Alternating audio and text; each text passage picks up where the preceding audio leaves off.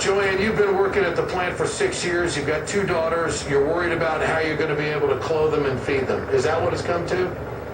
Pretty much so.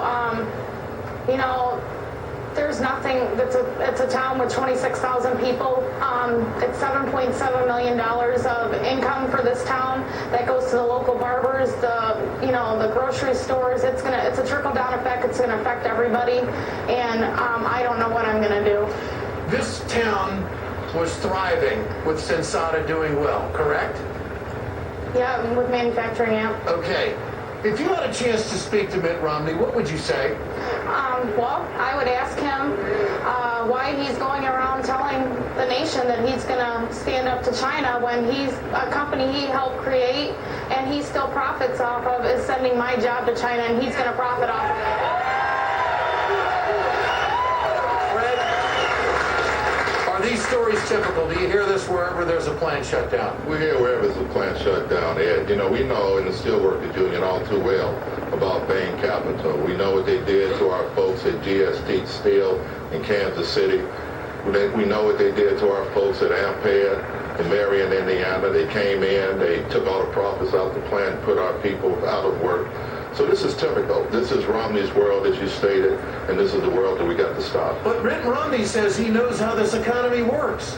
Well, see, Ed, this is part of a larger narrative, what's happening here in Freeport. As we speak, BAIN Capital have 10 other investments in China.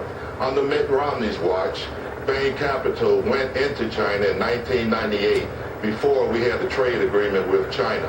If there was ever a such thing as the Godfather or such thing as the poster child for offshoring jobs, it's Mitt Romney. You know, Fred, how does America turn this around? Well, what we do to turn it around is, first of all, we have to re-elect Barack Obama for president.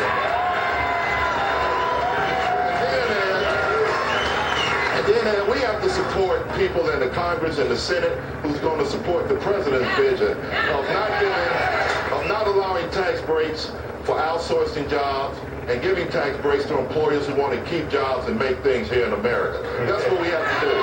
Joanne, what's your plan? What are you going to do? I'm probably going to end up having to move because there is nothing here. Currently, our unemployment office is closing. We just had another business close, Kmart. So there's not going to be nothing left here. You know, Mitt Romney has run around saying that Barack Obama doesn't understand the economy, yet there is another story in this town where the tire plant was saved because of what he did with China. Fred, what about that? That's right. Because the President Obama was putting tariffs on foreign tires coming into the country, we was able to save the plant here in Freeport. So I want America to capture this.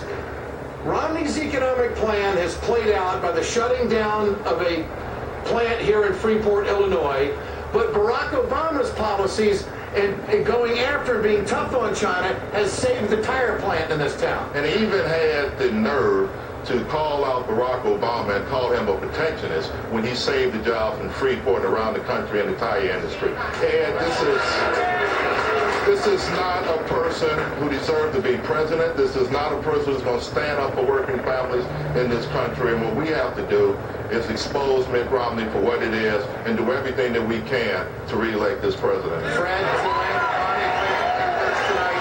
Thanks for stepping up and speaking to America. Still to come on the Ed Show, the local and national impact with the mayor of Freeport, Illinois, and John Nichols will be joining me for The Nation magazine. Then the stakes in this election are sky high. Freeport, Illinois is a prime example of the economic differences between Mitt Romney and President Obama. I will have a commentary coming up at the end of the program.